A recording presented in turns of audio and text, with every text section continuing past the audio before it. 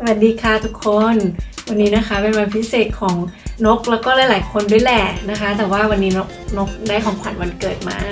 นะคะเป็นของพิเศษที่นกไม่เคยคิดว่านกจะได้นะแล้วก็ไม่เคยคิดว่าจะซื้อเองแล้วก็ไม่เคยคิดว่าใครจะซื้อให้นะคะแต่ว่าในที่สุดนกก็ได้มาเนาะนกก็เลยอยากจะเอามาอวดเพื่อนๆด้วยนะคะมาอันบ็อกซ์ให้เพื่อนๆดูด้วยกันเลยมันเป็นอะไรให้ทุกคนทายนะคะนกยังทายไม่ถูกเลยนะคะตอนที่นกจับของขวัญกล่องนี้แล้วก็เป็นของขวัญวันเกิดนกได้ตั้งแต่เช้าแล้วแต่ว่าไม่มีโอกาสเปิดนะคะเพราะว่าทำงานทั้งวันเลยค่ะตอนเย็นก็เลยอยากจะมาเปิดแต่ไม่อยากเปิดคนเดียว ให้ทุกคนทายก่อนว่าเป็นอะไรค่ะทายซิใบให้ว่ามันก็หนักเหมือนกันนะคะแต่กล่องเล็กนิดเดียวนะคะแต้มชุบเ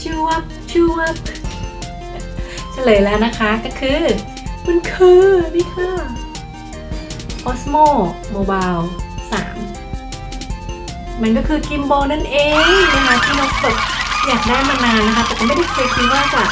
ได้หรือว่าจะซื้อหรอกแต่ว่าก็คือคิดว่ามันน่าจะดีเพราะว่าเอาถือกล้องเนาะมันก็สั่นนะคะแล้วก็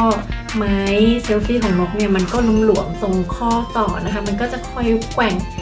ฟิกก็ไม่ได้ซ่อมก็ไม่ได้จับยังไงก็ไม่ได้มันก็จะคอยแกว่งนะคะยกเว้นว่าเราต้องเอียงให้มันไปข้างหนึ่งข้างใดมันถึงจะนิ่งแต่ในที่สุดวันนี้เราก็ได้ตัวนี้มานะคะคุณสามีซื้อให้ค่ะก็ต้องขอบคุณคุณสามีมากๆเลยนะคะไม่ได้ขอบคุณเขาต่อหน้าเขานะคะเพื่อนๆมาช่วยนกแกะกล่องกันเลยนะคะไปจะได้มาดูด้วยกันว่ามันดีหรือไม่นะคะแล้วก็เผื่อหลายๆคนนะคะอยากจะได้นะคะก็มาดูไปด้วยกันเลยค่ะถ้าใครยังไม่ได้ซื้อนะโอ้โหมันห่อมาอย่างดีมากเลยนะคะดูสิมันเป็นพลาสติกคลุมไว้ข้างนอกด้วยนะคะเนี่ยต้องใช้คัตเตอร์นะคะสักครู่นะคะต้องหาคัตเตอร์ไม่งั้นเข้าไม่ได้นะคะคนมองเห็นปะ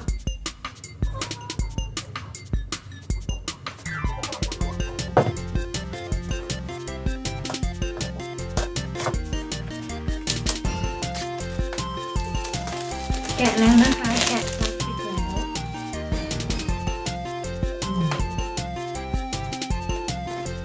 กล่องมันเล็กแต่ว่ามีความหนักอยู่นะคะน่าจะหนักแบตเตอรี่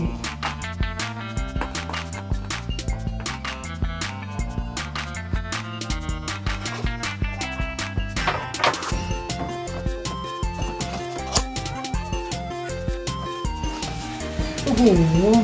ถึงว่าที่ทำไมมันหนักนะคะมีโฟมอยู่ข้างกล่องด้วย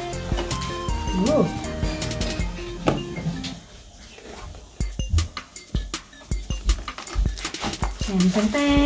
นโอ้โหหนักมากๆเลยขอรู้สึกชี้ครับขอจับมันเหมือนปืนเล็ก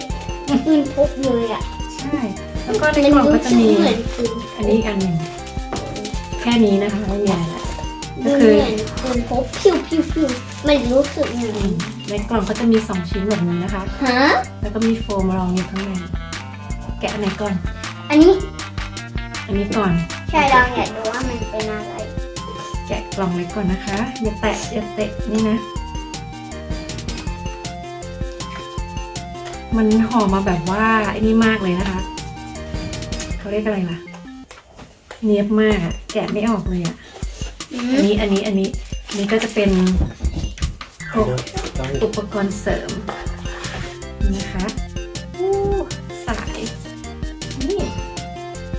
กิมโบอย่างนี้นี่เองนะคะเดี๋ยว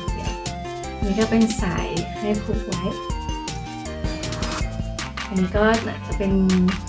สาย USB นะคะอันนี้น่าจะเป็นสแปร์เนาะที่เป็นโฟมนะคะสแปร์น่าจะเป็นตัวที่รองโทรศัพท์นะคะอันนี้นกก็เดานะคะจากการแกะกล่องไม่เคยมีนะคะแล้วก็ไม่เคยเห็นเหมือนปืนเลยลูกบอก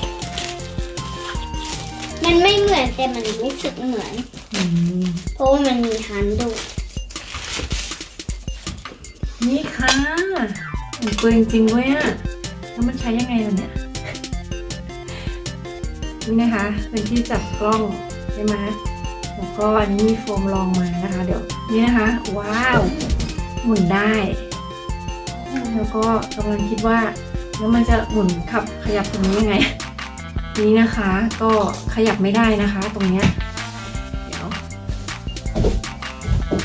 มีบอกไว้ตรงนี้นะคะว่าเห็นไหมคะให้ต้องดาวน์โหลดแอปเข้าโทรศัพท์ก่อนเนาะซึ่งโทรศัพท์นกก็อยู่ตรงนั้นแหละ ก็ดาวน์โหลดแอปก่อนนะคะแล้วถึงจะอ่านวิธีการใช้จากในแอปจากออนไลน์นะคะแล้วก็เอาเราถึงจะ connect ต่อนะคะแล้วก็ถึงจะขยับตัวนี้ได้นะคะเพราะฉะนั้นอย่างไรแล้วก็วันนี้นกก็เปิดให้ดูก่อนนะคะเดี๋ยวการใช้ยังไงเนี่ยนกก็จะต้องไปดูอีกทีนึงเพราะนกก็ยังไม่รู้นะคะเมื่อกี้ถุงเล็กนี่ก็คือมีถุงใส่ให้นะคะแล้วก็พวกอุปกรณ์สายชาร์จสาย USB นะคะแล้วก็ตัวรองเพื่อที่จะเขาเรียกอะไรสแปร์เนาะสแปร์เวลาเสียบโทรศัพท์บ่อยๆก็อาจจะเสื่อมไปนะคะตัวนี้เราว่าน่าจะเป็นไว้รองโทรศัพท์นะคะก็ไม่แน่ใจนะคะเดี๋ยวยังไงนกไปดูinstruction แล้วการใช้แล้วยังไงแล้วเดี๋ยวนกจะมาเล่าให้เพื่อนๆฟังทีนะคะวันนี้ก็แค่มาunbox ให้ดูก่อนนะคะมาเปิดกล่องให้ดูก่อนอย่างไรแล้วก็ถ้าใครกำลังคิดว่าจะซื้อนะคะก็รอติดตามนะคะวันนี้นกไปทดลองก่อนนะคะวันนี้นกลาไปก่อนค่ะสวัสดีค่ะไปก่อนนะคะบ๊ายบาย